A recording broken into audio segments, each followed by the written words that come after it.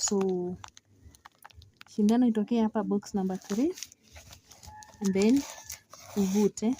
So kumbuka hii kwanza, eka tu uzi kidogo kwenye shindano hii size.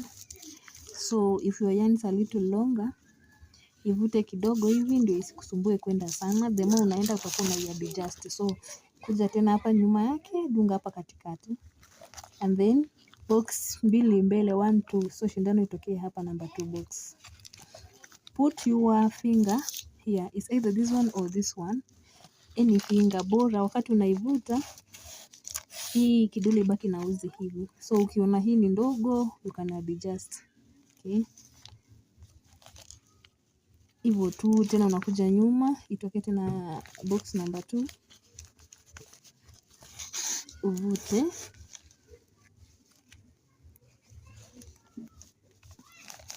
Hivyo tu ndivyo tunaendelea kama ni pattern yako.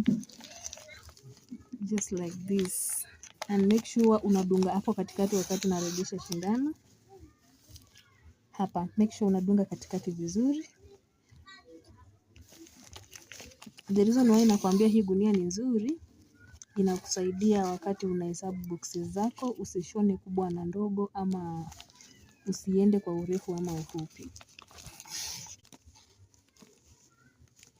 So ukifika hapa mwisho, kama pattern yako inafika hapa, dunga tu hapo. And then you pull. Kumalizia, unadunga tena hapa katikati and then unadunga hapa across hivi. So ukidunga hii ivute kabisa usishike. Sasa hivi ndio kuifunga at the end. Like that. And then you cut your yarn.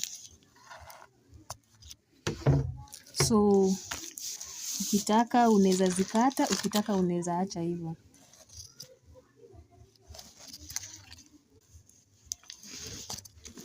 Afadhali hii kuliko kutumia the latch hook.